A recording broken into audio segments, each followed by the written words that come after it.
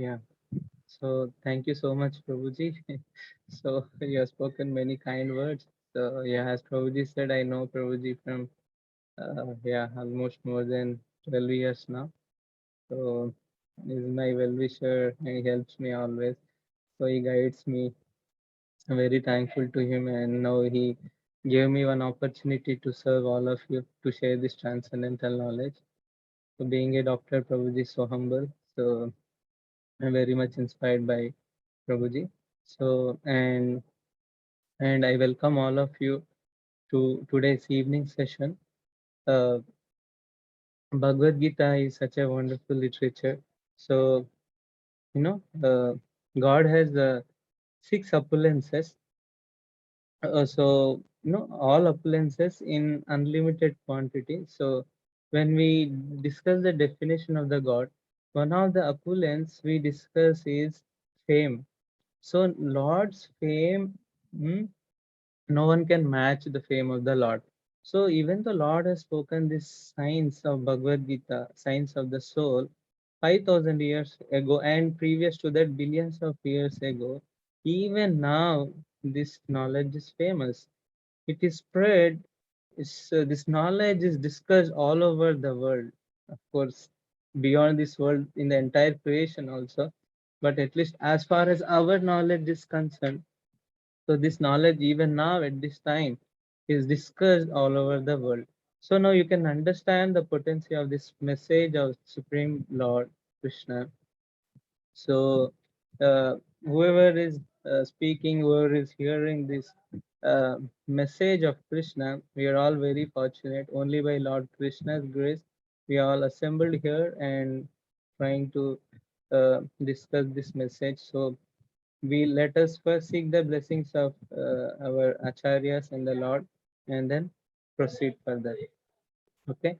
Om Ajnana Timirandasya Jnananjana Shalakaya Chakshurunmilitam Yena Tasmai Shri Gurave Namaha Shri Chaitanya Manobishtam Sthapitam Yena Bhutale Swayam Rupa Kada Madhyam Dadati Swapadantikam Nama Om Vishnu Padaya Krishna Prishtaya Bhutale Srimate Bhakti Vedanta Swami Niti Namine Namaste Saraswate Deve Gauravani Pracharine Nirvishesha Shunyavadi Paschatya Deshatarine Jai Shri Krishna Chaitanya Prabhu Nityananda Shri Advaita Gadadhara Shivasadi Gaura Bhakta Vrinda Hare Krishna Krishna Krishna Hare Hare Hare Rama Rama Rama Hare Hare Srila Prabhupada ki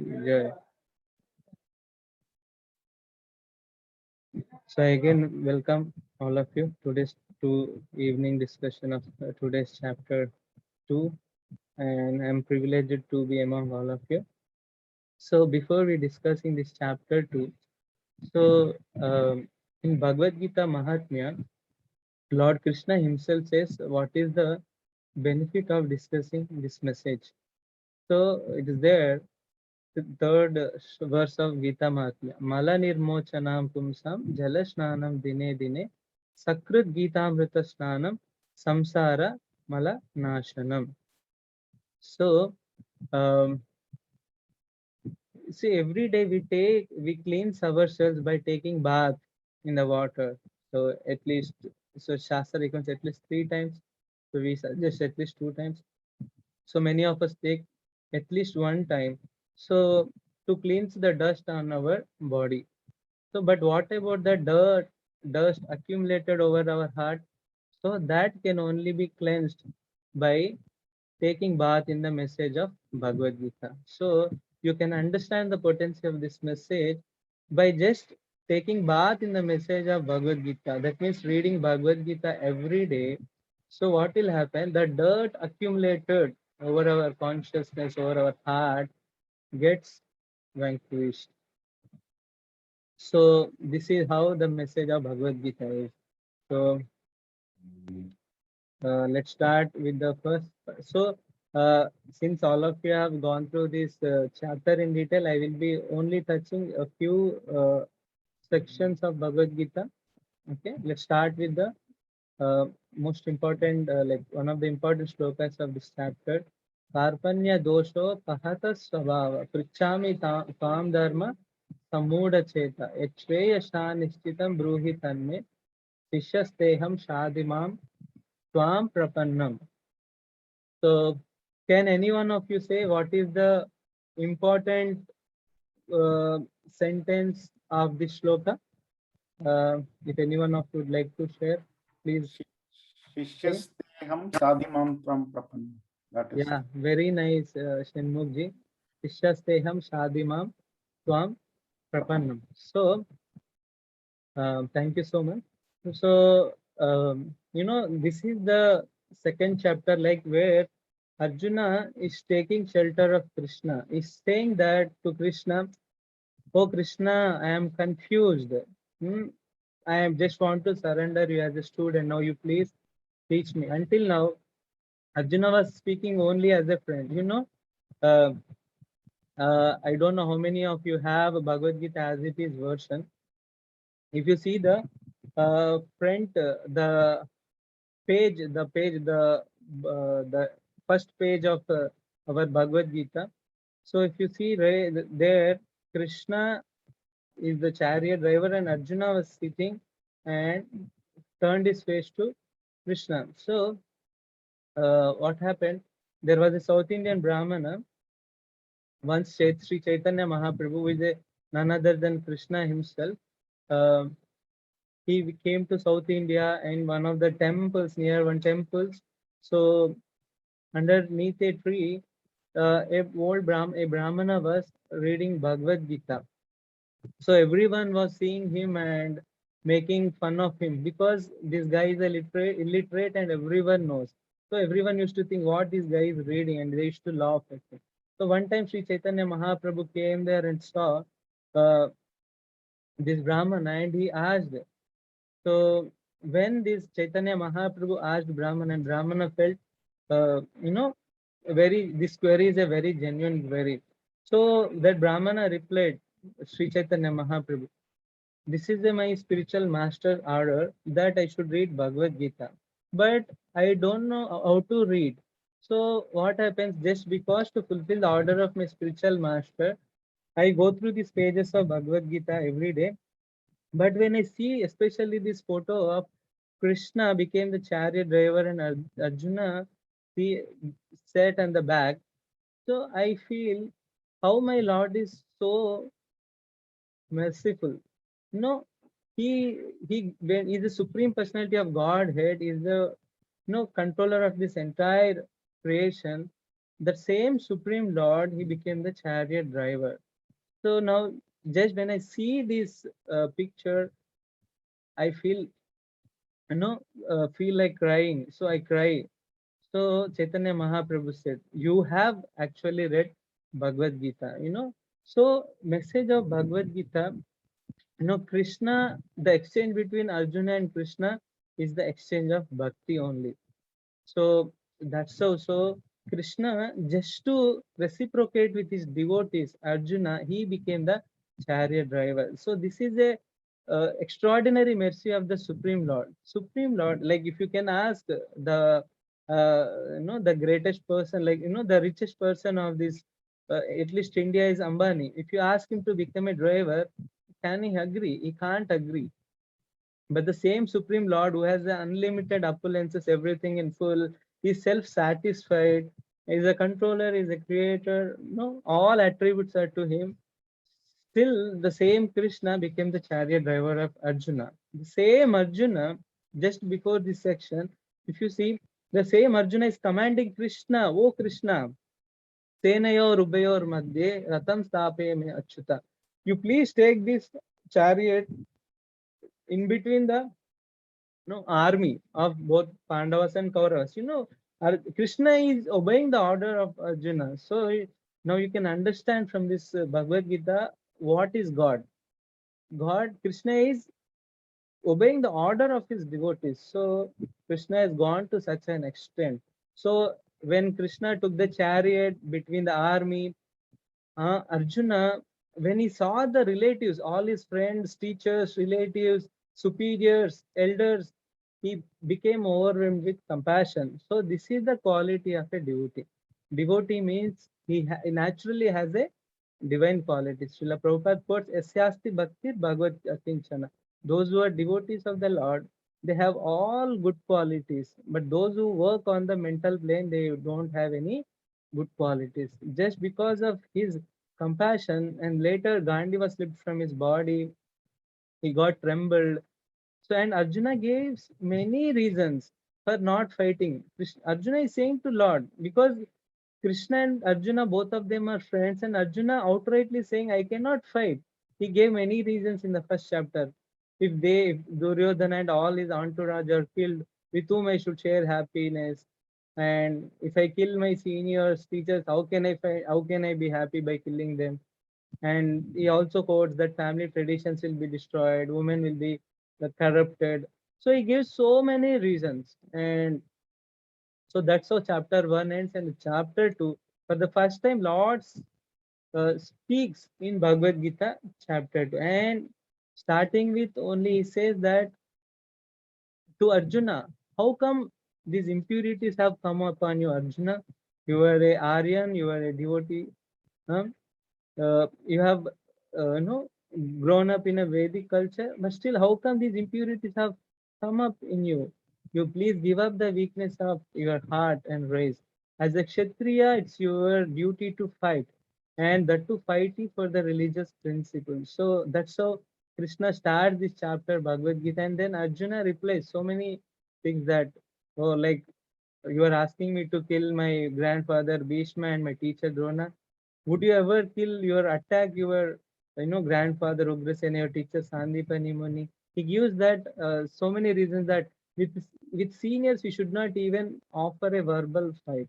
So Arjuna goes to such an extent that better to live by begging instead of killing the superior. So that's so after speaking so many reasons not to fight, finally he says, finally what he's saying, just like if you see in this a picture, Arjuna is confused. What is his confusion?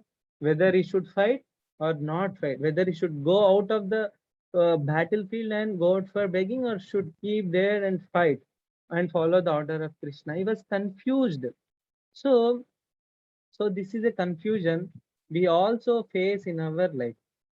So just like Arjuna was confused, we are also confused. So Srila Prabhupada says, so material activities is a source of perplexity for everyone. So in our day-to-day life also, we face lot of confusion. There is a perplexity at every step.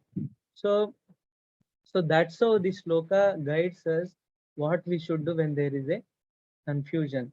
Because in the material world, these perplexities, this confusion, anxieties will happen without our desire. Just like in the forest, the two bamboo sticks, they collide, collide with each other, and then fire takes place, and the entire forest will get burned. So that no one desires that, but it happens. Similarly, in the material world, perplexities happen without our wanting, without our desire. So this sloka guides us what should we do in our life when there is a confusion. Just like Arjuna, after saying so many things, logics, everything, is saying that, oh Krishna, now I am confused. I cannot solve this problem myself. You please clear my confusion. You please remove my perplexity. So how? Now I would like to become your disciple, and you please guide me. You please, solve my confusion. So Prabhupada says in this purport, one of the pertinent thing is, who is actually a man in material perplexities? So he says a wonderful thing. Who can be in perplexities? It is he who does not understand the problems of life. So one who actually does not understand the problems of life, he is in perplexity, he is in confusion. So he goes on saying, in a human form of life we should solve the problems of the life.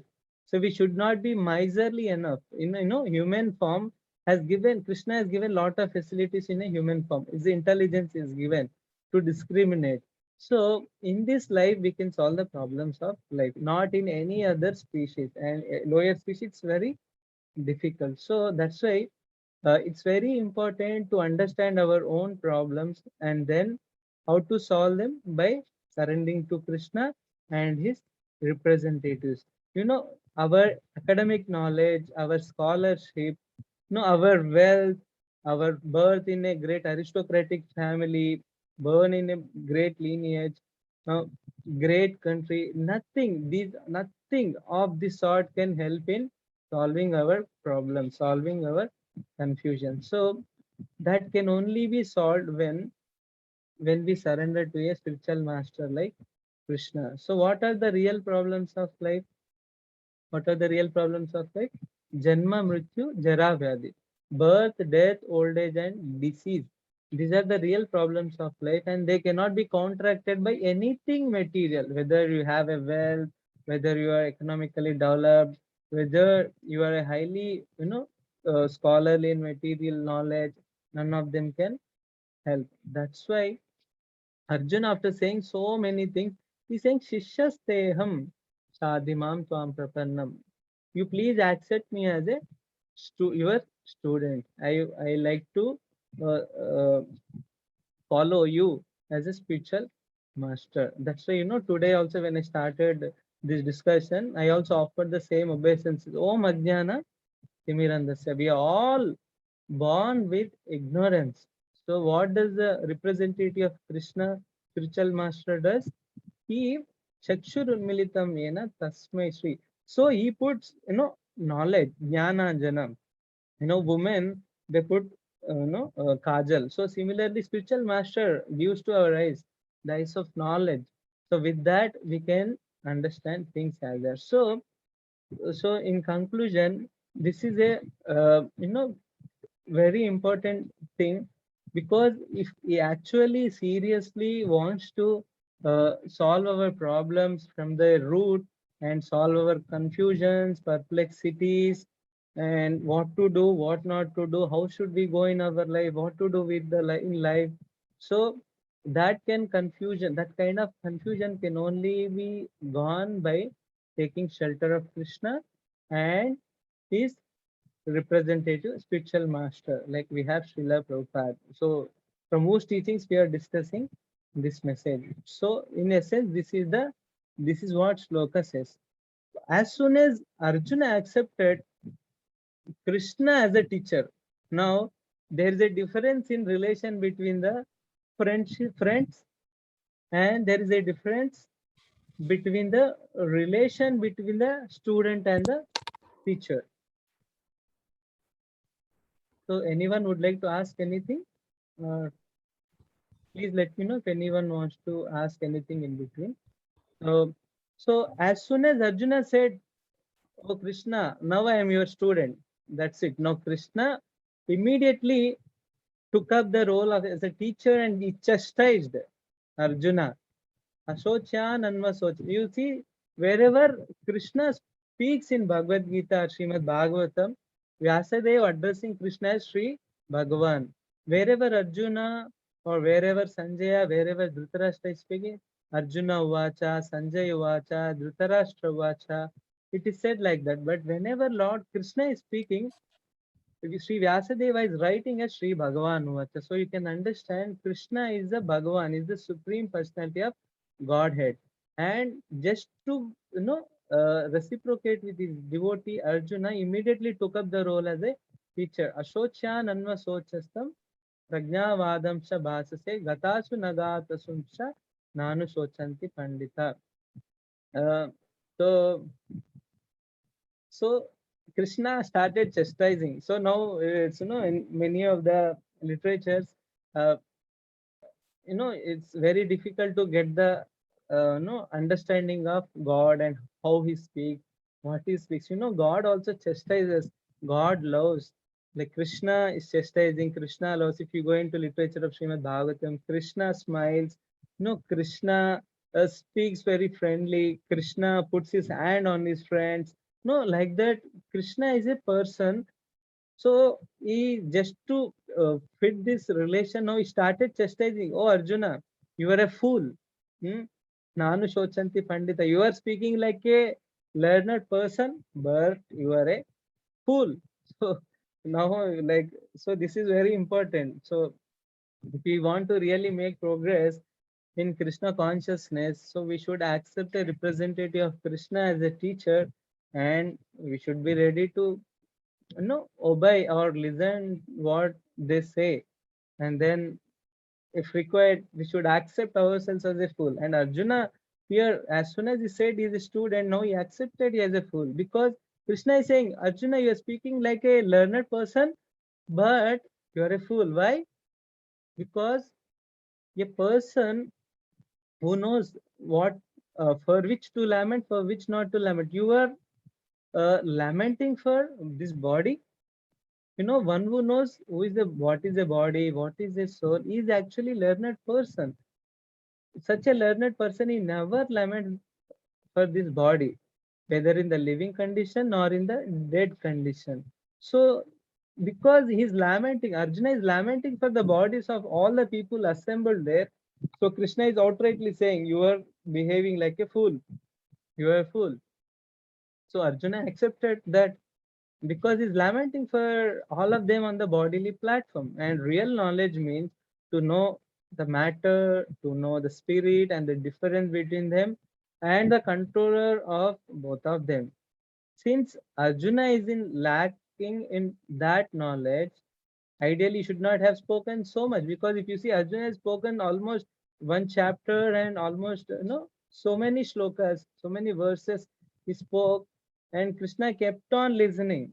But now when Arjuna accepted himself as a student, Krishna started chastising, Arjuna, you are posing as a learned man. No, you are not a learned man, because you are lamenting for something which was unworthy of lamentation. So please understand uh, that you are lamenting for something which is not worthy of lamentation. That's how Krishna.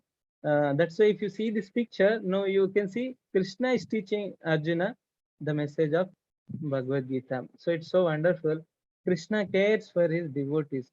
That's why I said every chapter, the only intention of Krishna is not to engage his devotee Arjuna in his service. The exchange is the devotional service that is happening between Arjuna and Krishna. So Bhagavad Gita, it's a song of every word of God, every word of Krishna is a song. That's why it is said Bhagavad Gita. It's a song. That's why when shlokas we are recited, they are recited in a nice metered way, and they are very, very pleasing. Manohara. They are very pleasing to the ear. They are very pleasing to the mind. So Krishna very lovingly is chastising his student Arjuna, and is now guides the entire coming verses, coming chapters, that convinces Arjuna, you please fight, and that to fight for me. So that is a service for Arjuna. So coming to next sloka now. Hare Krishna, Prabhu. One question on the previous version. Yeah, yes, Prabhu. So in the first two lines, he said as Prajnavada, and then last he said Pandita. But the meaning of both are same, right? Or is there any difference in terms of the one who knows that body is temporary and the soul is eternal? That's how the Pandita is described. So is there any difference when Krishna spoke about that? Prajnavada versus Pandita. Is there any further elaboration? Yeah. Prajnavadan, the learned talks, and so it's like the talks of a learned person. Pandita means a learned. So Prajnavada means he may have Prajna, the intellect, but not necessarily that he has the realization. Is it how? Could you please little louder, Prabhu? Yeah. Okay. Yeah. My question is, Prajnavada means the one who has the intellect, right intellect, but not necessarily that he may have the self-realization, full realization like Pandita. Is that the difference, or both are same? Yeah, so Srila Prabhupada translated Prajnavadam means the talks of a learned person. Pandita means a learned. So it means Arjuna is speaking like a learner, because he's giving so much logic that why fighting should be avoided. But Krishna is saying all such talks are based on his understanding that all these are the bodies, they are not the souls. So such realization is missing in Arjuna. Of course, this is a play is taking role he take on behalf of us. So yeah, that's what. Yeah, he's not at this point of time. Arjuna is uh, behaving as a normal conditioned soul that is acting, is seeing everyone as a body. So you got point, Prabhuji? Yeah. So that's what Prajnavada means. He need not to be a person who understands the soul. Is that what does it Yeah. mean? So now if you see, right, is indirectly, sarcastically saying, hey, Arjuna, you are speaking like a learned person, but you are a not. That's what he's saying like that. Yeah, thank you, Prabhu. Okay. So yeah. So as soon as Krishna started saying this and Arjuna accepted. So now, whenever someone is in distress, material distress, how much ever you say, it is very difficult to console him. And especially when any of our family members or close relatives, pass away, it's very difficult to console them. So that's why Arjuna is in severe distress. Now his body is shivering, is trembling. Gandhi was slipped down from his hand. Actually, never happened from the hand of Arjuna. It never slipped, but for the first time, it slipped from the hand of Arjuna. So the important thing is when we are in a distress, severe distress, the important thing is first we need to bring that person from the platform of the body to the platform of the soul. That's why as soon as after chastising Arjuna, Krishna started with knowledge of the soul, because to bring the Arjuna from the platform of the body to the level of soul, now he keeps on, he describes in detail about the no knowledge of the science of the soul. So that's why there are many shlokas. That's why this yoga is called a Sankhya Yoga, because Krishna is analytically describing the difference between the body and the soul. So this is a, he started saying that Natve Vaham Jatu Nasham Natvam Neme Janadipa Nachaiva Na Bhavishyama Sarve Vayam Atha Param. So if you see in this picture, there are huge number of soldiers are there, both on the Pandavas, Kauravas. They are in between these both armies. And now Krishna is saying, neither you nor me nor all of these have existed before. They all of us are eternal. So means you, me, and all of them are no exist. Never was there a time when I did not exist, nor you, nor all these things, nor in the future shall any of us cease to be. That means all of you have existed, including me, you, all these people existed in the past, they are existing now, they are continue to exist in the future. So what does this mean? No, uh, especially from my childhood also, or many people have this conception that no, we are all God. huh? Now we are under the illusion, later we will become God. So this kind of conception is there in the society that was spread.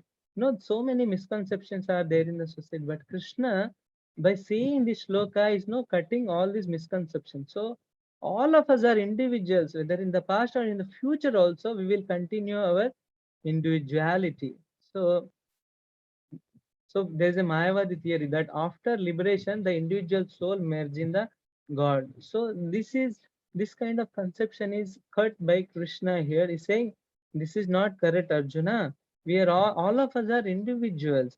So please don't worry that they are going to die and their existence is going to be finished. No, that's what no is saying that. So one of the important thing in to understand the message of Bhagavad Gita is one has to become a devotee, because if one is not a devotee and accepting Krishna as the supreme personality of Godhead, it is very difficult to understand this message or digest this message of Bhagavad Gita.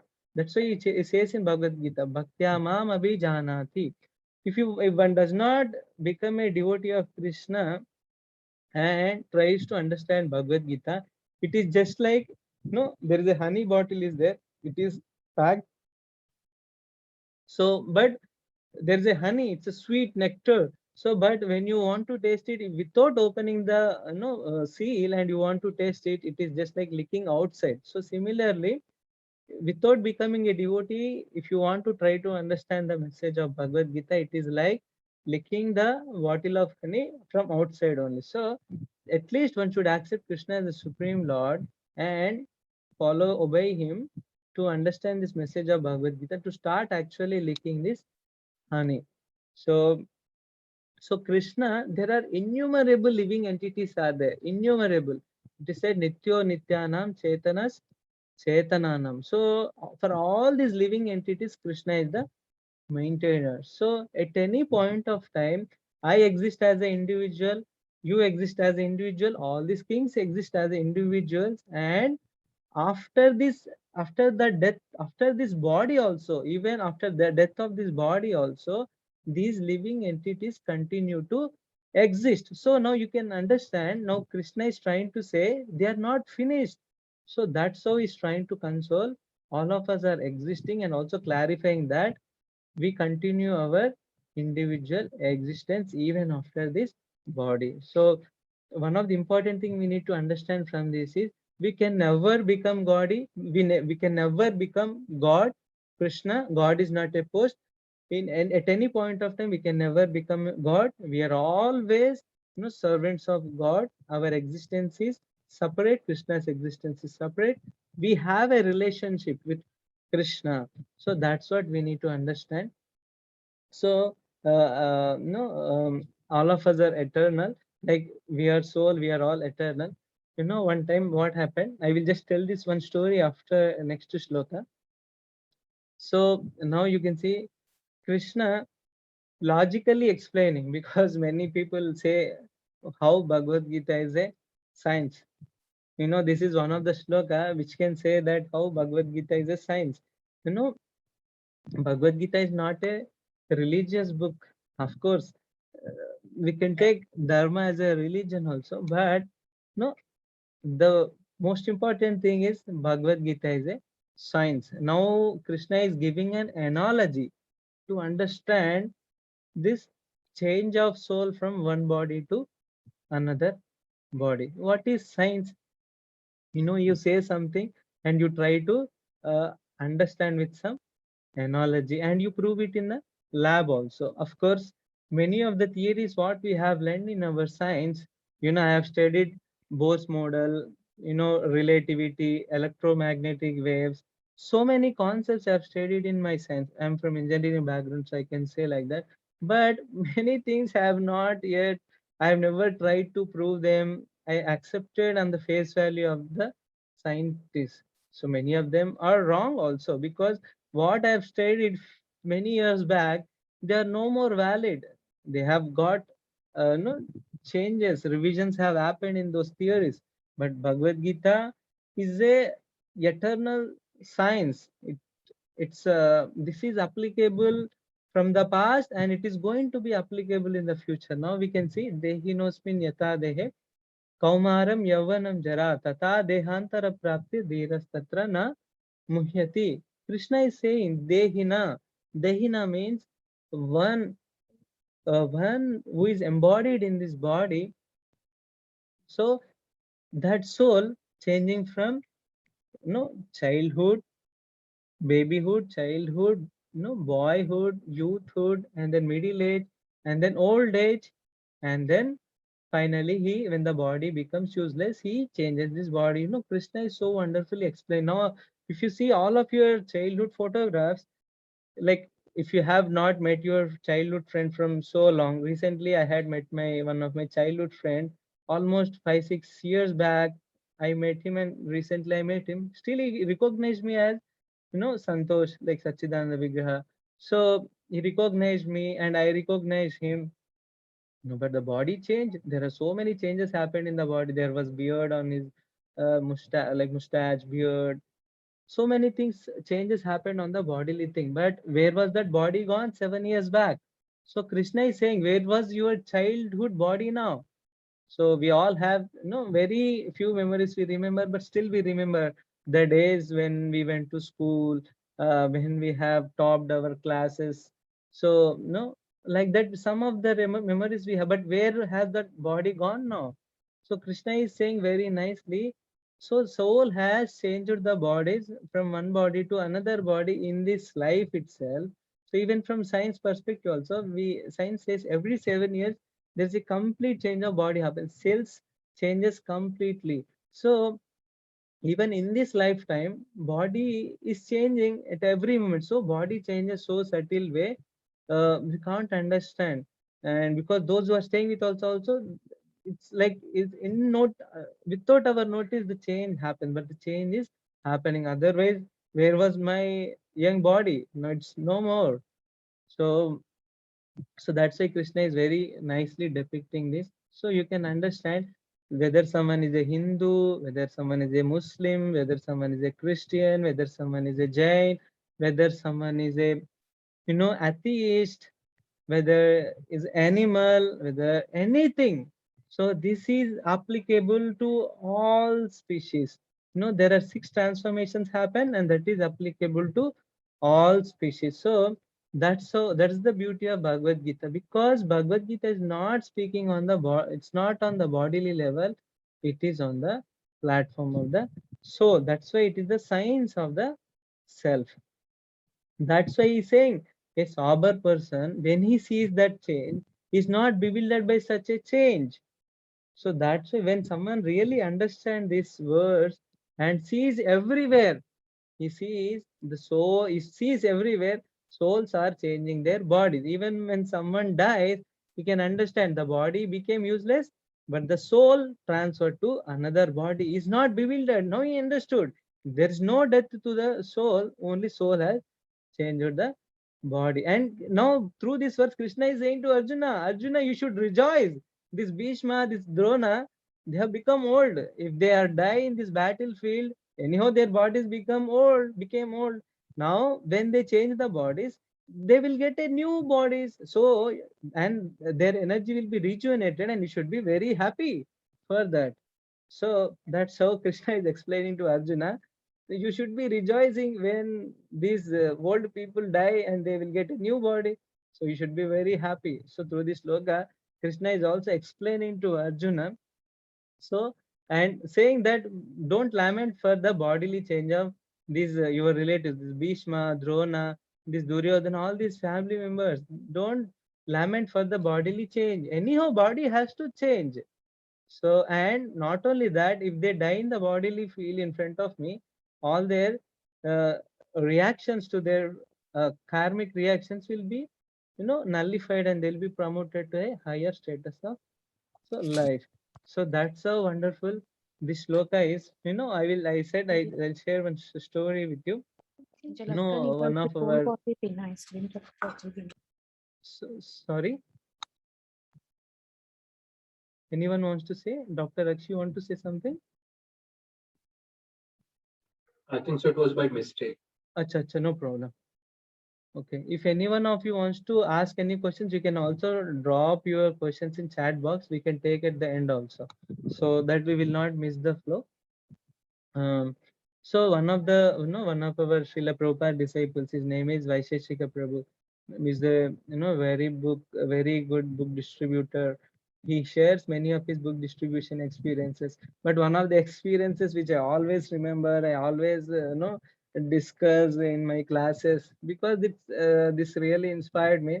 One time what happened, our devotees, they go out for book distribution. One time Srila is Grace Vaisheshika Prabhu also went to a nearby park, to the temple. There was a nearby park to the temple where they were staying, and Prabhuji was distributing books, and then he took our Bhagavad Gita and then started showing him. And from that direction, a very fat lady, many of the US people, Americans are obese. They eat red meat. Their food habits are very nasty, so they are very obese. Many have them have this obesity problem. One lady was very fat, It's very, she was moving very, with very great difficulty, and she came for a jogging and coming on this way, and our Prabhuji Vaisheshika Prabhu has shown this message of Bhagavad Gita exactly, this picture. He said, you are not this body. Vaisheshika Prabhu said to her while student, she was passing away, and then she heard this sentence, "You are not this body." And then she came back and said, "Oh, what did you say?" Then Prabhuji again said, "You are not this body, you are a soul." Then she was in ecstasy because she was struggling with her body a lot. Because only that person can understand who is in ill condition, who is having such kind of very fat body, or whoever has a diseases, they can understand how much suffering they are going through. So when that lady heard that I am not this body, I am suffering in this very fat body all these days, I'm struggling now, it's a very good news for me, I am not this body. So she was in ecstasy, and there are many people who are looking for this message. We are all suffering because of being on the bodily platform. And then she took the Bhagavad Gita and then went away very happily. So we are not these bodies. This is very, very important truth, and this is the preliminary message of Bhagavad Gita. Because unless one understands this basic truth of Bhagavad Gita, it's very difficult to go further into the advanced concepts. And so that's why Srila Prabhupada in all his classes, he was speaking, you are not this body, you are the soul, you are changing body from one body to another body, from one species to another species. So this is that verse. So it's such a wonderful verse. I request all of you to please, please remember this shloka. This is such a wonderful verse. So after saying this, now what he's saying is, what Krishna is saying is, okay, what happens? Okay, now you understood, you are, you got this message, you are not this body, you should fight, but there will be difficulties in executing your duties. So all of us also in day-to-day activities we face sometimes happiness, sometimes distress. So Arjuna is also now in distress in executing his duty as a Kshatriya to fight for the higher cause, is in distress. Now Krishna is saying, so Matra Sparshastu Kaunteya Shitoshna Sukha Dukkada Agama Paino Nitya Stamstitikshasva Bharata. Just like you can see these pictures, there's a summer, there's a winter. After summer, winter will come. Winter, after winter, summer will come. They are like non-permanent appearance of summer and winter. So similarly, this happiness and the distress, you can see happiness and then distress, they are like the appearance of summer and winter. They go and come. But Krishna is telling to Arjuna, so you just tolerate them. Tam stitikshasva Bharata. O Arjuna, you please tolerate this happiness, so-called happiness, so-called distress. They are like appearance of summer and winter. But you please execute your duty as a Kshatriya. You please learn to tolerate this duality. This material world is called a Dvandva.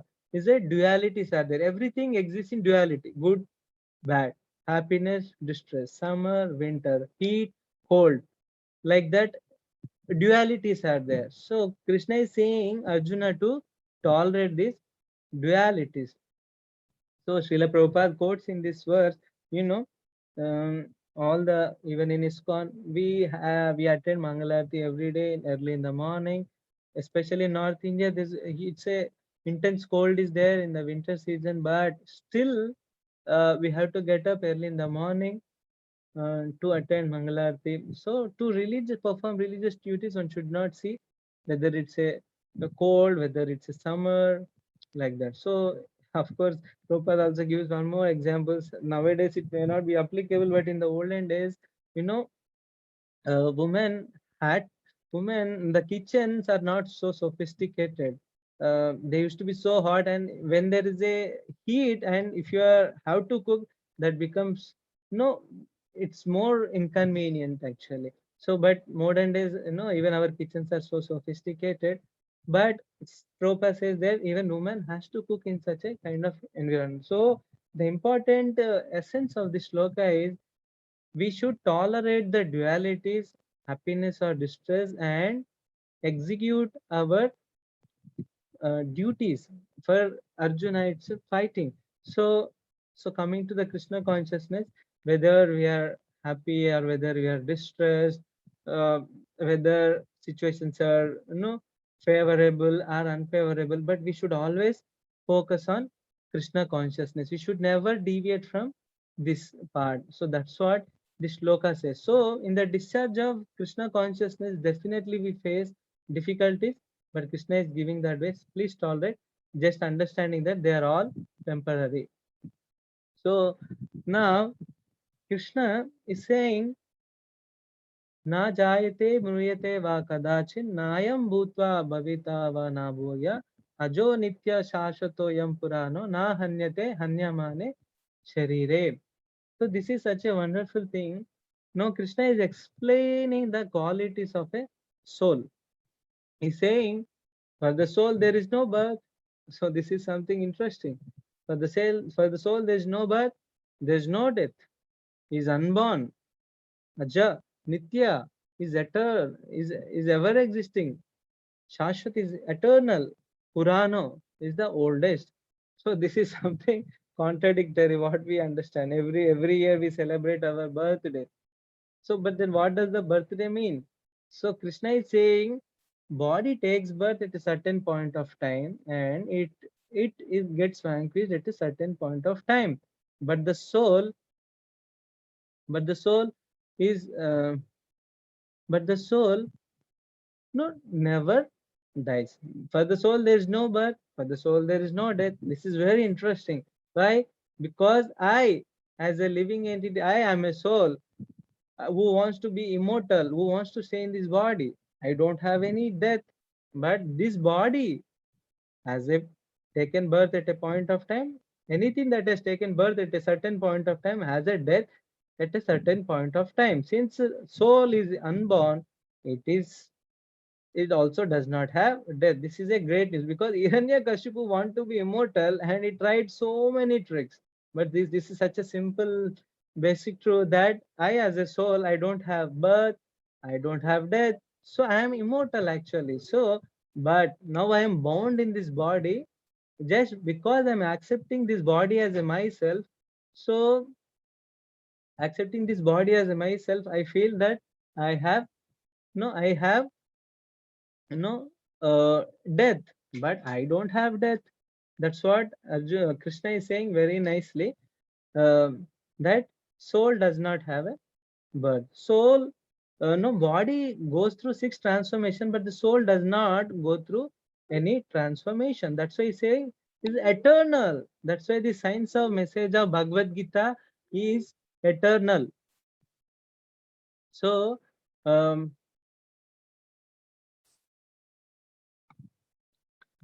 so yeah. So anything which has birth also has death. So very important thing is, if at all we can live this knowledge of Bhagavad Gita, what will happen? We will become fearless by the grace of the God. So we are all, no, Bhagavatam says we are all having Shoka, Moha, Bhaya. Three things. We always lament, we are always in illusion, and we are constantly fearful. So if you see even a bird while eating, if you can observe any bird while taking food grains, always constant in anxiety. It's a fearful. So similarly, we are also fearful. But when we understand this message of Bhagavad Gita, by the grace of the Lord, we'll become fearless because the most fearful thing in the material world is there death. Is there anyone who wants to face death? Everyone fears death. No one wants to die, and especially all of us can see that in the corona time, everyone is trying to save their lives in spite of trying intensely. Of course, we are not able to save many of our family members, but you can see that there is a fear. No fear was spread everywhere. So, but if one can, leave this knowledge of Bhagavad Gita, act on this platform, So one will become fearless. No? So this is a great news what Krishna is giving to all of us. So and this is also very nice thing. If you can see the right side, I hope all of you are able to see there is a sweatshirt. There's a coat is there. So Krishna giving analogy, through the analogy is trying to explain the concepts. So because we are such a dull minded, in spite of saying these things, still we say Bhagavad Gita and everything related to Krishna is a mythology. So that's a foolishness. So he's saying, what is that? Vasamsi jedani yata vihaya navani grihnati naroparani tata sharirani vihaya jirnani anyani samyati navani dehi. Saying just like just like um, when we wear garments, whenever these garments become old, so what we do, we replace these garments and get a new garment. So similarly, Krishna is very nicely explaining that when this body becomes useless, what the soul does, soul removes this body and gets a new body. So that's in simple terms, what is death? Death is nothing but a change of the clothes. This body is like a garment. So soul is wearing this garment. As soon as this body becomes useless, soul changes this garment. So such a simple truth. But even modern scientists now also they do not believe in the existence of the soul. But soul is such an important thing. Heart is considered to be very important in this body because it pumps the blood. As soon as it stops pumping the blood, no, this body, it goes inactive. It becomes inactive. So, but where does the energy to the heart comes from?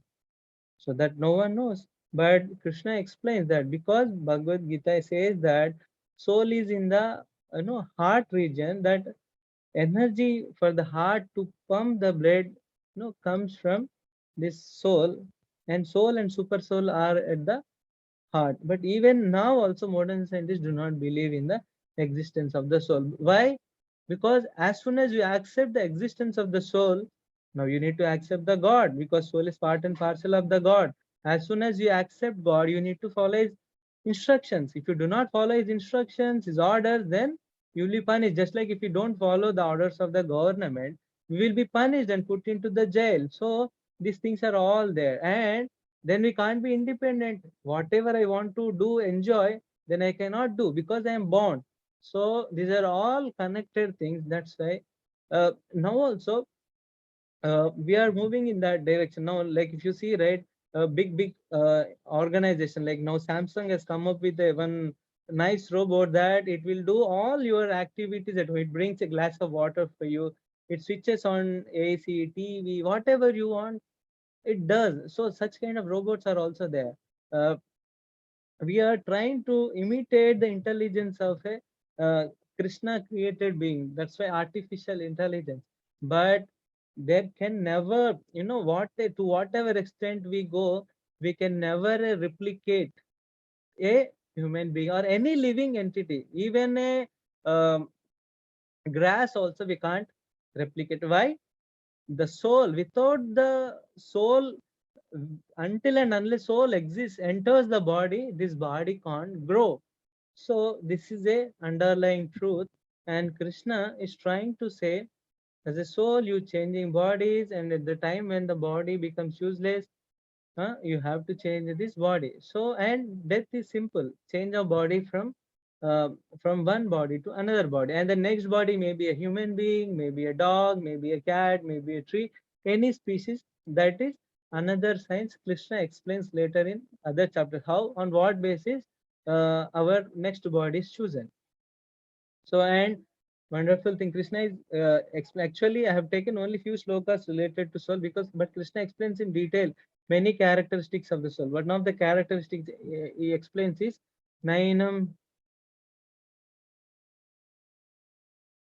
nainam chindanti shastrani nainam dahati pavakaha na chainam kledayantyapo naso shayati marutaha.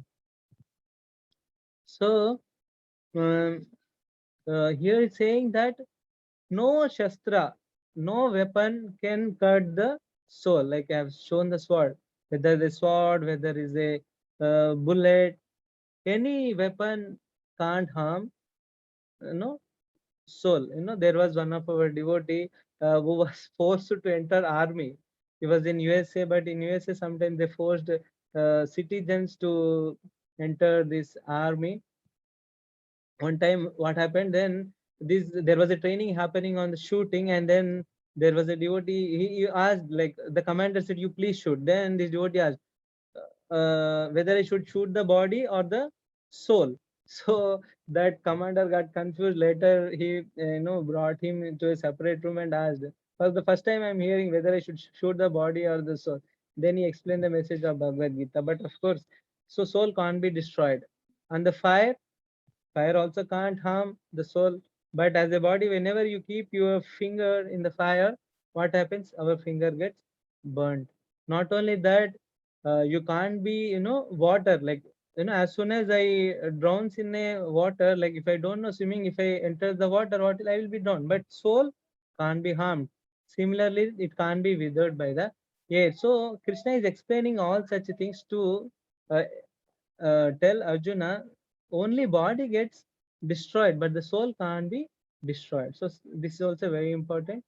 And then जातस्य हि ध्रुवो मृत्युर्ध्रुवं जन्म मृतस्य च तस्मात् अपरिहार्यार्थे natvam sochitumarhasi. So death is our constant companion. As soon as we take birth, for sure, whether something can happen or not, for one thing that is very much assured is that is our death. So whoever has taken birth, they are going to die. You can see, as soon as they are dying, they will get another body in another species. So this is so death is our constant companion.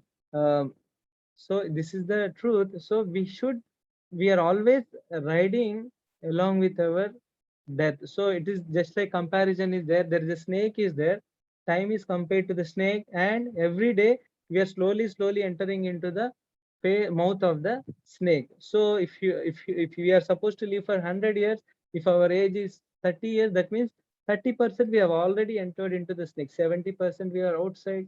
So but for sure we are going to enter. That's why you see, whoever has taken birth, they are going to die, and whoever has died, they are going to take birth again. So of course I said death is a constant companion, but one very well wisher who is a constant companion of ours is Krishna as a Paramatma is our constant companion. He's constantly trying to be with us and helping us. Okay. So then he's saying that most dangerous fear, Neha Bikramana Swasti Pratyavayo Navid. One question, Satchidanand. Yes, true. So we say death is constant, and Death is we mentioned death is constant, right? constant So companion. constant companion. So where every human grows, I mean, gets born and grows up and then dies, and then once he dies, he moves to the next birth.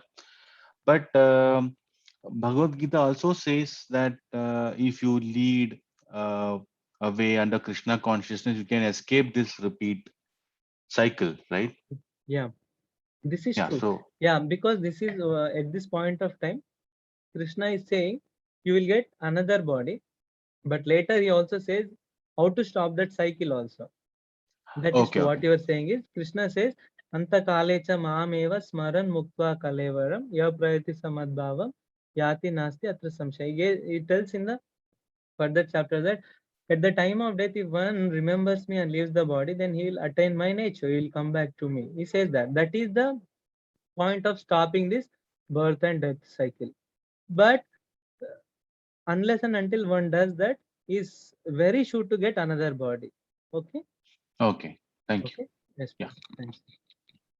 So the most dangerous fear is the death. So neha bikramana swasti pratyavayo na vidyate swalpam apyasya dharmasya trayate mahato bhayat.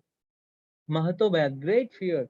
So but so Krishna is saying how to come out of this it's more dangerous fear. He's saying that you engage in my service. Swalpam, even if you do, if you follow little bit, even if you do little bit of Krishna consciousness, even if you do little bit of service to me, what will happen? Trayate, you will be protected from the greatest danger. So, so I show this picture of this squirrel, but Krishna is, very merciful. He does not, Krishna service anyone can do. So here there was a squirrel in the pastimes of Lord Rama. Uh, while they were constructing this bridge, Ram Setu, Hanuman was dropping big boulders. So, but this squirrel was bringing little bit of grain, sand particles. And at that time, Hanuman is saying, "You please get out of this place." At that time, Lord Rama said, "To the squirrel also I have given the capability. To you also I have given the capability. According to your capabilities, both of you are serving, and I see the service of both of you on a similar level." Because ultimately we have whatever capabilities given to us by Krishna should be engaged in Krishna's service. And Swalpam, even if we had served God, Krishna, engaged in Krishna consciousness, even Swalpam, even if you do little bit, Krishna will not forget. And little advancement on the path of Krishna consciousness can protect from the most dangerous type of fear. And that path is Krishna consciousness. And he's saying that it has a permanent effect. Like if you have, for example, if you have done some service, if you have done Krishna consciousness to some extent, maybe 2%, and you could not complete your that rest of the process, you could not complete rest of the things, and then you have left. So in the next life, when you get an opportunity, you will get an opportunity to start from 2%. So what he's saying is Krishna consciousness has a permanent effect. Why? Because it is performed on the level of a spirit level of the soul. That's why it has a permanent effect. So, but if you like, for example, even in our material education, for example, throughout the year we attended the class, but you have not written the exams, what they will do? They'll ask you to study again and then write exams again. So until and unless something is successfully finished in this material world, it is not considered as a completion of an event. But not in the spiritual plane. In the spiritual plane, anything you have done, it has a permanent effect. So that's why he's saying, Swalpam, please do even little bit, you please. So all of you are hearing this message of Bhagavad Gita. Krishna considers this as a service to Krishna, and so he never forgets. So that's why, uh, see, a king may also become a beggar in the next life. So it's a great danger actually. We may feel proud that no, I'm such a great person, but in the next moment, we don't know what is our fate. So even a biggest person can become the most wretched person, and the most prominent person may become a enters a lower species. So we always have to be alert, and we need not to be proud for anything. So but Krishna is guaranteeing, if you do little bit service, you will have eternal benefit, and by that you will be saved from the greatest danger. And at least if you perform the follow the path of Krishna consciousness, at least you will get a human form of life in the next birth. That's what Srila Prabhupada says. Now the question is, how can we become resolute in Krishna consciousness? Okay, now I understood. I have to follow the path of Krishna consciousness. I have to serve Krishna. I have to chant His holy names. I have to render service to the Lord. So I have to perform Krishna consciousness. Then, but how can I become resolute in Krishna consciousness?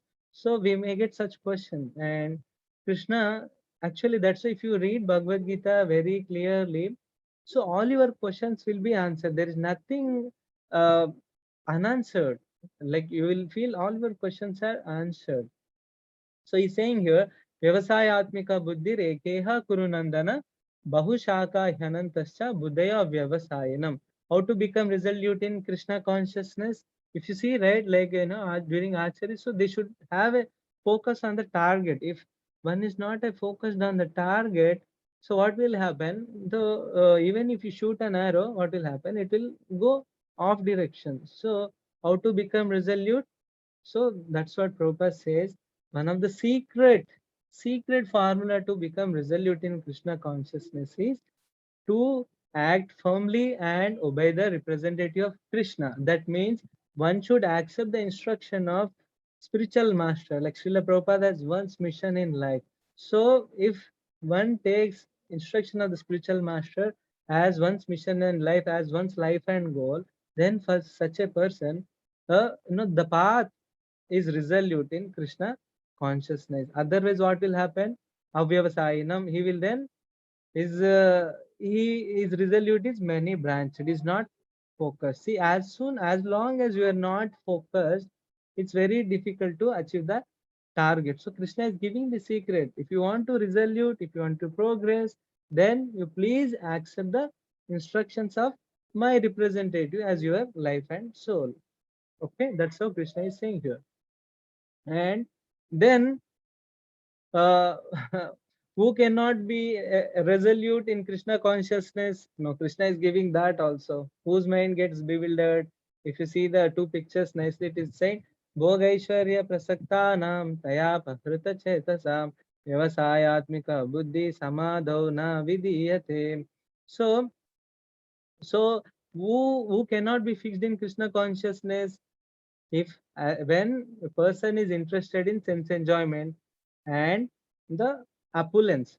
So that's why if you see, right, if you see, sense enjoyment, all our senses, they are grabbing constantly towards union with their sense objects. Like eyes wants to see the beautiful form, tongue wants to taste, meat, all such things. So naturally wants to taste. But if you are attached to sense gratification and or attached to opulence, wealth, bhoga, aishwarya, enjoyment and aishwarya, opulence, then what will happen? Vyavasayatmika buddhi samadho na vidiyate. You can't be resolute in Krishna consciousness. So these are the very unfavorable thing to progress in Krishna consciousness. He's saying, um, so that's why Krishna consciousness and sense gratification cannot go together. They are like opposite. They are 180 degrees opposite. So if you do sense, the more you do sense enjoyment, so it's very difficult to focus in Krishna consciousness.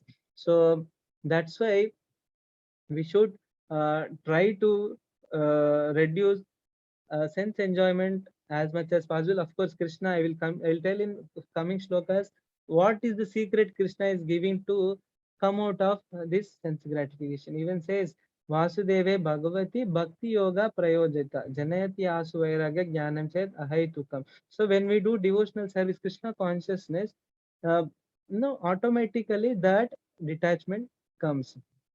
So that's a, but we have to be very careful with sense enjoyment and opulence. So now he's saying transcendental to three modes: Traigunya Vishaya Veda, Nistraigunya Bhavarjuna, Nirdvando Nitya Sattvasto, Niryoga Kshema Atmavan. So Krishna, after the creation, has created the Vedas, but in a Vedas also lot of portion are given how to get elevated to the higher planetary system and get enjoyment, higher grade of enjoyment. But of course Bhagavad Gita is the essence of the Vedas. Now is giving the essence. So, oh Arjuna, don't get bewildered by such sections of the Vedas. You please nirdvandvo nitya, you please transcend these three modes, Traigunya. So you please transcend these three modes. How can we transcend three modes? By Krishna consciousness, by devotional service. So that's why he's saying don't get attached to such subject matter. Those are also mentioned in the Vedas. But after that, it is also said how to render devotional service. So that's why Krishna is telling to Arjuna, you please transcend yourself to three modes. How can we transcend? By being in touch with Bhagavad Gita, by following the message of Bhagavad Gita, we can transcend three modes. So now Krishna is saying, because earlier, of course, nowadays none of us are trained in Vedic culture and we have not studied the Vedas. But earlier they used to study the Vedas. But of course, one of the fortunate thing is we have not studied the Vedas, but we have got the essence of the Vedas. Bhagavad Gita is the cream of the Vedic literatures. Now he's saying, Yavanartha udapane sarvata samplutodake tavan sarveshu vedeshu brahmanasya vijanatah. So you see, there is a well, from well also you can get water. In my childhood, I saw many people in the villages, they used to get water from the wells. At that time, it's not so sophisticated that we used to get water at our homes only. Everyone used to go to the well, get the water, and bring to their homes. I saw in my childhood also. But the same, that's what here is giving. Krishna is giving an analogy. If you have a well, you are getting source water. But if you have a bigger source of water, that's like river, then all your needs will be fulfilled. You can use for drinking, you can use for bathing, you can use for washing, cleaning, everything. So whatever purpose is fulfilled by this well, the greater purpose is fulfilled, including that will also fulfilled by the this river. So basically what Krishna is telling to Arjuna is, Vedas are there, Vedas have many things, but if you do not understand the purpose behind studying the Vedas, you will be lost. So purpose of studying the Vedas is to know Krishna. He says clearly in 15th chapter of Bhagavad Gita, Vedesha sarve aham eva Vedya. So self-realization means understanding Krishna and who am I, my relationship with Krishna. So that is the purpose of the studying the Vedas. So if you are simply studying the Vedas but you don't know what is the purpose behind them, then you are lost. So because now you want to go to certain place, but if you board any train and any train, then you can't go to the destination. So similarly, if you are not have clarity in studying the Vedas, if you simply study the Vedas, then uh, your purpose will be defeated in studying them. So then you will be only attached to the ritual. That's what happened in the modern times. Many of our elder generation, they got attached to the rituals, forgot the purpose, and then the later younger generation, what happened, they've completely lost their interest in the science. So of course now by the mercy of Srila Prabhupada, devotees are pushing this and trying to educate the people, but it's a generation gap already happened. So like this. So and essence of all the Vedas is saying Krishna is to chant the holy names of Lord Krishna. Hare Krishna, Hare Krishna, Krishna Krishna, Hare Hare, Hare Rama, Hare Rama, Rama Rama, Hare Hare. Once Sri Chaitanya Mahaprabhu, after taking sannyasa, in earlier days when someone takes sannyasa, they are supposed to study Vedanta. But Chaitanya Mahaprabhu was none other than Krishna himself. He was dancing on the streets, chanting the holy names, and Prakashananda Saraswati and then entourage asked, "What are you doing? Why are you chanting? You should study Vedanta." Then Chaitanya Mahaprabhu said, "My spiritual master said I am a fool in the age of Kali. So it's very difficult to study Vedanta. So my spiritual master said I should chant the holy name. So I'm chanting." So Sri Chaitanya Mahaprabhu is saying, in the Kali Yuga, we are all dull-minded, unfortunate, unlucky, and our lifespan is very less and it's very difficult. Our brains are not so developed. So it's very difficult to understand the essence. So you should chant the holy name. So, and essence of the Vedas is to chant holy names. And the name of Krishna is not different from Krishna himself. That's what this sloka is saying in nutshell. So then Krishna is giving a secret to give up sense gratification. As I said in one of my earlier slides, sense gratification and Krishna consciousness cannot go together. One who does sense gratification, what will happen? He cannot become focused in Krishna consciousness. He cannot become resolute. Vishaya vinivartante niraharasya dehinah rasavarjam rasopyasya param drishtva nivartate. I hope some of you must be wondering what is these two pictures. If you see right in the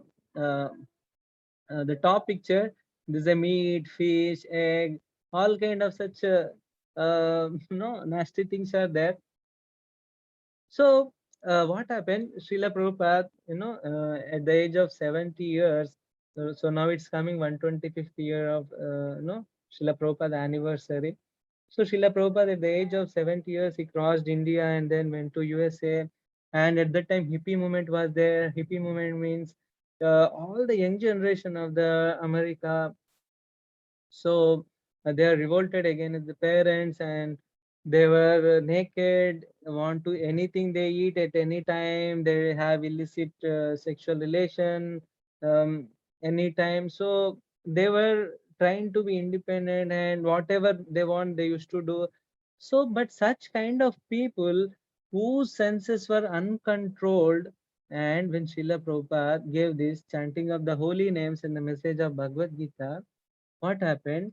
They could easily give up that one. So he's saying here also, how can we give up the sense gratification? So, like if a child is, doing some mischievous thing, if you engage him rightly, what will happen? He automatically gives up that nonsense engagement. So like if there is a higher taste, so Krishna is giving a concept of higher taste. If you have a higher taste, then what will happen? You automatically give up the lower taste. So what did Srila Prabhupada did when he went to USA, when he used to conduct Bhagavad Gita programs? Before that programs, he used to prepare very sweet gulab jamuns, and then used to put it in a bottle at the entrance of the room. So those are called as ISKCON bullets. So all those hippies, those who used to come, Srila Prabhupada allowed them to take as many ISKCON bullets as they want. So, and since Srila Prabhupada prepared very purely and offered to Krishna, so when whoever has tasted them and chanted the holy names, heard the message of Bhagavad Gita from Srila Prabhupada, they could easily give up those all such um adharmic activities, eating meat, having illicit relations, all such things. They could, why? Because they were getting higher taste, and they could easily give up the lower taste. So Krishna is giving the sense, giving the actually, Krishna says that we are all struggling with two things. మమైవాంశ జీవలోకే జీవభూత సనాతన మన షష్టాన్ ఇంద్రియాని ప్రకృతి స్థాని కర్షిత. We are all struggling with two things. What are those two things? One is a mind, and the second thing is senses. These senses, this mind constantly trouble us. If any one of you can analyze these things, please see. It's a Krishna is saying we are all struggling with our mind senses. This mind constantly saying, you do this, you do that, I don't want this, I want that. And senses, eye is hankering towards beauty, tongue is hankering towards tasting nice foodstuffs, and ears want to hear nice music. Like that, our all senses are constantly disturbing us. In such a kind of situation where senses mind are constantly disturbed, how can there be happiness? How can there be a peace? So that's why we are constantly disturbed. So Krishna is giving the secret. You please develop the higher taste, and you can give up the lower taste. So now Krishna is saying how lust and anger develops. So dhyayato vishayan pumsa sangasteshu pajayate sangat sanjayate kama kamat krodho bijayate. So at least those of you are hearing this shloka, you can understand why Bhagavad Gita is the sense. Krishna is very scientifically explaining the nature of the senses and its union with the sense objects. No, we are all troubled with six enemies: Kama, Krodha, Lobha, Moha, Mada, and Master, lust and anger. So in Bhagavad Gita, Krishna says there are three gateways to hell. Among them, lust, anger, greed, they are the direct gateways to hell. So how lust develops, how anger develops, if someone can really understand, in India, so many cases have happened. So why? Excessive lust. So you see, there's a picture I've given. There are the senses, there are the sense objects. Eyes wants to see beautiful things, and you must have known recently 1 2 years back there was a case, a rape case happened in Hyderabad. So you see, eyes, they wants to see the beauty. Ears, beautiful, wonderful music. Smell, nice fragrance. Tongue wants to taste tasty things. Constantly it's anchoring. Touch, you know sexual life. So like that it is there. So Krishna is giving. So when anyone Of course, if you have heard that report also, you could understand how the lust develops. Is saying whenever you see any sense object, so what will happen? You start meditating on the sense object. As soon as dhyayato vishayan pumsa, when any living entity puts meditation on the sense object, then what will happen? He will develop attachment. So what happens? And from the attachment, lust develops. So that's why if you see one of the strategy of the marketing, if you see whether any marketing, digital marketing nowadays is very famous, any marketing is works on this strategy. You bombard the sense objects to the senses of the living entity. That's why there are big billboards where half naked woman, their pictures are there. Why? This is the secret. They're following this thing, bombarding the senses with the vision of the sense objects. Because Krishna is saying, as soon as you see the sense object, you start meditating. I want this. Then, as soon as you meditate on this, slowly attachment develops, and as soon as so attachment develops, what will happen? Lust arises, and lust does not stop at that point of time. If that is not fulfilled, that same lust will be converted to anger. So that's what you can see, person become angry here. So but where is the root here? So many people wants to there are sessions on anger management, but Krishna is very giving simple thing. If you address the root, all lust, anger, everything will go away. What is that? You please, this union of senses and sense objects has to be restricted. As I said earlier, how to do that? By developing higher taste in Krishna consciousness. See, lust can be converted to love. So instead of meditating on the sense objects, if you meditate on Krishna, the same lust will be converted to the love. And when you love is a selfless. So that's why devotees, they want to do everything for the pleasure of Krishna, and in that they derive pleasure also. So this is a love. Okay, so this is a secret given by Krishna. If one can really understand this and implement there in life, they will be saved. And of course, now Krishna is going to say, next extend that Krodha, if not obstructed, it will go to the next stage. Krodhat bhavati sammoha. Then anger will be converted to illusion. Sammoha smriti vibhramaha. Not only that, at that time, after that, you bewilderment of memory, you will forget memory. Smriti Brahmshat Buddhi Nasha. As soon as your memory is bewildered, what will happen? Your intelligence is lost. Intelligence is lost means which is right, which is wrong. So no one can understand at that time. And Buddhi Nasha Pranashati, fall down. So as soon as the intelligence is lost, intelligence means there is a power to discriminate what should be done, what should not be done. This is with human beings. So animal, they don't discriminate whether she's a sister or my mother. It indulges in relationship with any any relation. So, but human beings have that discrimination.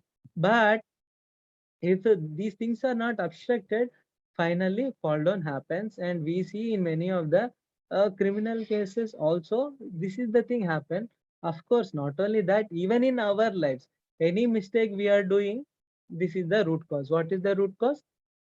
Meditating on the sense objects. From the meditating on the sense objects, attachment develops, then lust, then anger, then illusion, then forgetfulness of memory, then intelligence is lost, finally fall down happens. And especially for the devotees, this is very important, how to keep us always be on alert. Okay, we are just near the completion, and after that we have some questions are there, and then we will wind up this session today. So Krishna is saying raga dvesha vimuktaistu vishayan indresharan atma vashya videyatma prasadam adhigachati. So so we can try from our side, you know we have to put effort from ourselves, but finally we depend on the mercy of the Lord. Prasadam adhigachati. So here shloka says, what is the qualification to get the mercy of the mercy of the Lord? Prasadam adhigachati. So he's saying, so yeah, so how to get the mercy of the Lord? We try from ourselves controlling the senses, but we always act for the pleasure of Krishna under the direction of Krishna's representative. So that will attract the mercy of the Lord. So real mercy is devotee will act always for the pleasure of the Lord. So we see Maharaj Ambarisha, which I've kept the photo here. Ambarish Maharaja, he was such, he has taken shelter of Krishna, even though Durvasa has sent a demon to kill Ambarish Maharaj has not stepped back even a step. And immediately Sudarshan Chakra appeared on the scene to protect Ambarish Maharaj. So, if we are sincerely trying to serve Krishna, Krishna will, if we take one step, Krishna takes many steps toward us to help us. And we see in the case of immediately Sudarshan appeared. So, Krishna constantly cares for his devotees. So, Lord Prasadam Krishna gives us blessings to uplifts us from our precarious situations. So I will end this chapter summary with this shloka. Uh, there is a night for all beings. Ya nisha sarva bhutanam tasyam jagrati samyami yasyam jagrati bhutani sa nisha pashyato munehe. So I will just give an example. When I was studying in IIT Kanpur, what many students do after working so hard outside, after entering into IITs, many of the students, what they do, they don't sleep in the night. Throughout the night they watch movies, and around at 4 o'clock or 5 o'clock, some people at 6 o'clock also they sleep, and they wake up around 12 o'clock or 1 o'clock. But when they sleep, we used to wake up by 4 o'clock or so and get ready for Mangalarti, chanting the holy names. So here, that sloka exactly says, see, the night for the self-realized souls is the day for the, you know, um, um, for all other beings. But for the introspective stage, day is the night for the other. So, so that's what happens. Materialistic person there remains asleep in a night, where self-realized people wake up. So that's how this we need to understand, because with the example I gave. Uh, so now also, if you see, many people work late in the night and they wake up late in the morning. So, but devotees, they wake up early in the morning, and both of their activities seem to be completely opposite. So this sloka says that. So here in the top photo, you can see he's drinking, but we are chanting. So it appears completely opposite. But what Krishna is saying is, so this is the nature like that. So what is the night for the devotees? The day for the materialistic man. Their day starts at that time. When we are sleeping, they wake up. When we are awake, they are asleep. But always we should be focused in Krishna conscious duties. So and summary, this is the one of the biggest chapters of Bhagavad Gita. To cover this entire chapter in a detailed way, it's very difficult to complete in 1.5 hours also. I just touched the glimpses, if you because since all of you have gone through 15 sessions, I hope you could make out from this summary. So if any one of you have any questions, then we can discuss. Or Prabhuji, how should we go? Shall we complete this and take questions, or shall take questions So and take up? in the interest of time, Hmm. we can directly move to questions if they have questions, and we can skip the quiz. I will share the slides with them. And Acha, acha. Okay, Prabhuji. Thank Sure. Yeah, actually, I have not given answers for them. Once you share the slides, Prabhuji, so if they can share the options with you, and then we can give the right answers to them. That is a good thing. sure. Yeah. Yeah. Thank you. So now, request if you have any questions, like you can ask your questions, or you can drop your questions on the chat box. One question is there, I saw. If an Harshad P. Hare Krishna Prabhuji, if time permits, please do take below questions at the end of the session. I don't want to disturb the flow. Why did our soul left Krishna's abode in the first instance? As I understand, our aim is to go back to the Supreme Lord. Second, as soul provides consciousness to the body and our senses are controlled by our mind, which is external to the soul. So why does soul suffer the past actions and reactions? Third, as we understand, human body is special as it can search after God. As the human population is increasing, can I consider more and more souls are getting human bodies and getting a chance to see God? First of all, Harshad Prabhu, I congratulate you. You are very inquisitive in Srimad Bhagavatam.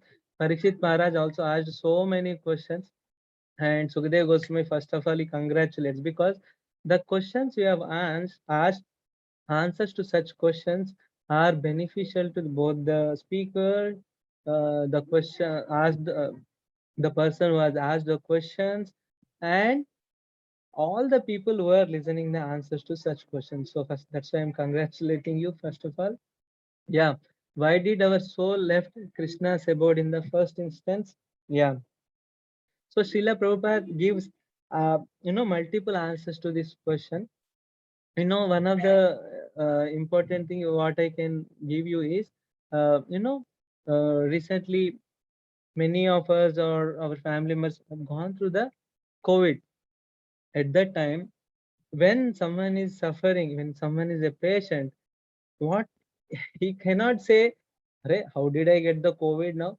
Whether this person or that person, how did he get?" Now, if you want to, investigate, it's very difficult, and there is no process now came out that what is the source of my infection. We don't know, but everyone did one thing. What did they do? Immediately they took the precautions to come out of the disease first. So in our diseased state, we have all of us have come, for sure we have come here.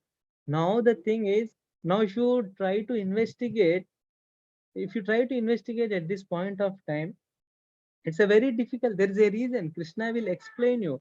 So that's why Srila Prabhupada says, now you please, first of all, come out of this suffering state and you go back to Krishna and you ask Krishna. Krishna will definitely clarify you. So this is one of the answers Srila Prabhupada says. So, and this is also relevant to us. So, yes, we all were with Krishna. We have left Krishna's association. We were here now, but our immediate duty is we should go back to Krishna, because in Bhagavad Gita, Krishna himself also says that, Chara Akshara Evacha. In 15th chapter, it says, we are all fallible. We are all fallible souls. We are prone to fall down.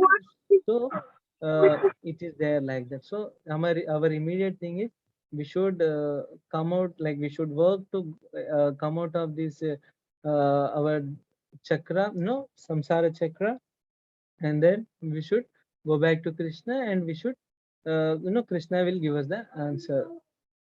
Second thing is, as soul provides consciousness to the body, yeah, and our senses are controlled by the mind, which is external to the soul. Why does soul suffer the past actions and reactions? Yeah. So actually, uh, no, soul does not suffer. Soul does not suffer. Soul, what happens? I think someone, if they can mute themselves. 1 minute. Yeah. So actually, soul does not suffer. But what happens? Soul has identified itself with the body. Our body is constitutes of two things. One is a gross body, one is a subtle body. Subtle body constitutes of mind, intelligence, and falsehood. Gross body has, like we see this earth, water, air, fire, ether. So body, what happens? Janasya Krishna Vimukasya Daivat. When living entity turns its face from Krishna, what will happen? Immediately the material nature captures that living entity. So as soon as the living entity comes under material nature, what will happen? Living entity started identifying itself with the material nature. So soul identifies itself with the body. So actually, it gives us an illusion that I am suffering, I as a soul suffering, but soul does not suffer. But soul is identifying with the body and the mind, like subtle body and the gross body, whatever the pain and the pleasures of both gross body and subtle body, I take it as a myself. But as a soul, I am completely aloof from this body. I don't have anything, uh, give and take with this body. I'm just a person renting, like I'm staying in this apartment. I'm just paying rent, but I don't have anything. But since you have identified with this body, for example, like there's a one devotee give this one example. Like for example, like you have worked very hard and you have purchased this Rolls Royce car, like whatever like the richest car is there. For example, if you have purchased that car, and these days the car, if you purchase, the car also has sensors all around. Like if any vehicle, while you're traveling on the road, if any other vehicle is trying to attack, touch your vehicle, immediately your car gives indication that some other vehicle is near your car, there's collision may happen. So at that time you feel very much painful. See, for example, even if something of the car gets damaged and you did not get harm, still you will feel pain. Oh, my car got the damage. Of course, you did not get any harm, but car gets damaged. But since you have identified with the car, this is my car.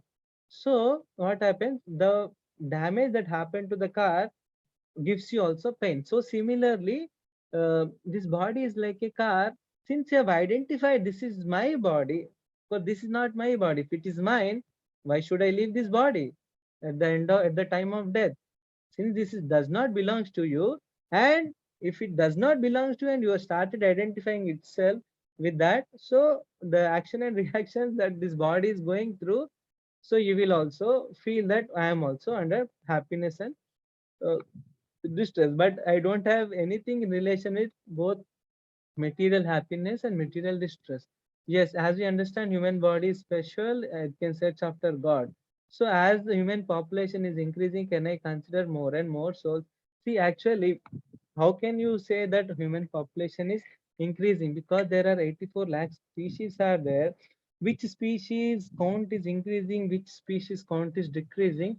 It's very difficult to say. In your nowadays, it's a winter season is going on. If you enter into your house, so many mosquitoes are there, so many mosquitoes, so many ants, so many lizards are also there. Now, how can you say their count is not increasing? So it's a very much relative term. Just by our, see, our senses are very limited. We can't grasp everything, we can't count everything. So now if you see so many mosquitoes are there, no, can I say that so many mosquitoes are there, so all these human beings who were in earlier previous lives, they got the mosquito body? It may also be true. So it's a very difficult to say that part. So whether population is increasing or not, yes, of course, if someone is taking path of Krishna consciousness, Krishna gives a mercy and chance for them to Krishna consciousness. But since we are already in the human bodies and Krishna is giving us this knowledge, why should we wait for another chance? We should not take risk again and should take this opportunity to complete our Krishna consciousness. Okay, so I hope this is the only question, but I'm very much thankful to him as I hope his questions are answered. I have one question. Yes, Prabhuji, can you ask? Yeah. So I just have one question on verse number 2.50. 2.50. 2.50, which is not mentioned here. So Yeah. by engaging ourselves in Buddhi Yoga, we can get rid of all the good and bad reactions of all our births, and then we will be free from the bondage of good and bad, and we will be liberated. Can you give a little more elaborated sense of that one? Because how does happens?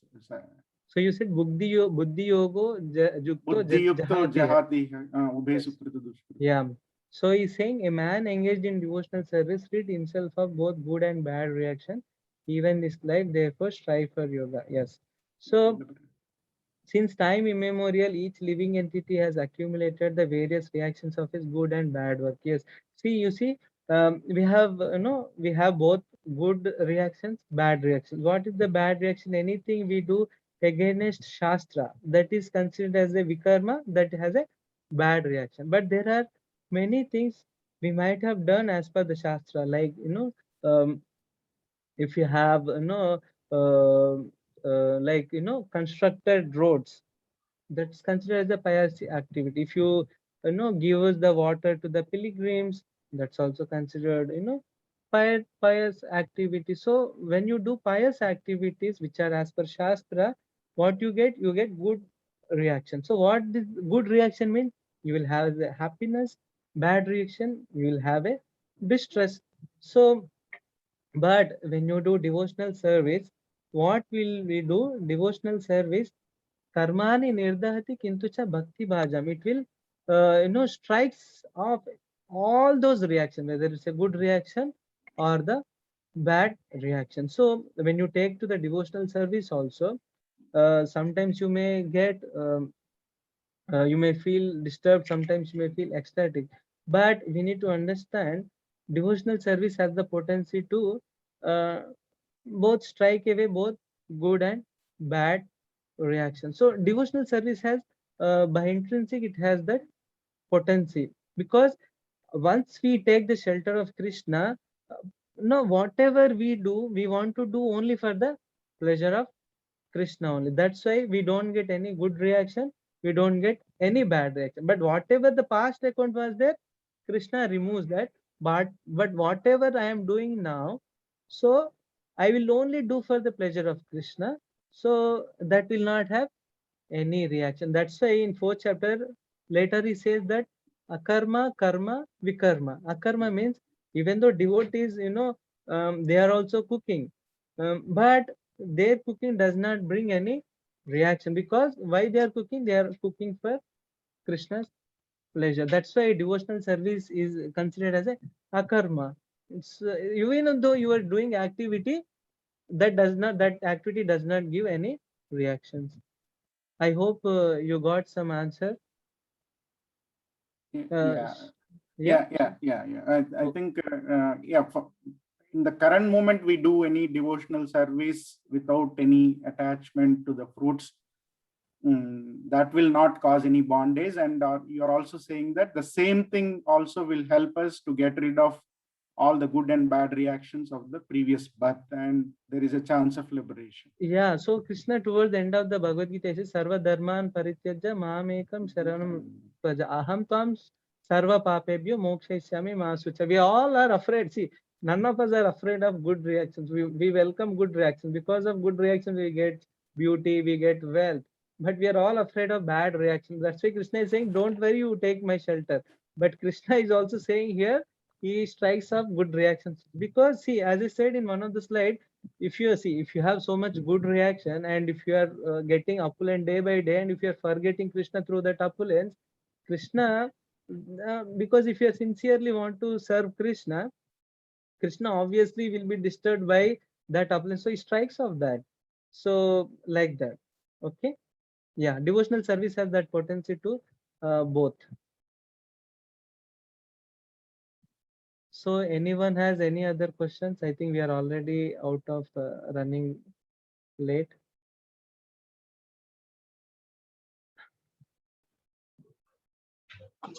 I think so. We are done with questions. Yes, Prabhuji. So yeah. So shall we end, Prabhuji, then here? Yeah. Thank you very much, Sachidanand Vigraha Prabhu. It was very nice, very informative session, and we rejoiced it. Thank you very. Sure, Prabhuji. Thank you so much, Prabhuji. I Thank thank you all so of you much. also. Thank you so much, Prabhuji. Thank you, Ashad. Thank you. Thank you. Thank you very much, Prabhuji. Okay. Thank you, Prabhu. I thank all of you. Please So just thank once name. Thank you, Prabhuji. Thank you, Prabhuji. Hare Krishna. Hare Hare Krishna. Thank you. Hare Krishna. Hare Krishna. Hare Rama, Hare Rama, Rama. Ram Ram, Hare Hare. Thank you very much. Srila Prabhupada ki jai. Vancha kalpatarubhyasya kripa sindhubhyo cha patitanam pavanebhyo vaishnavebhyo namo namaha. Okay, Prabhuji.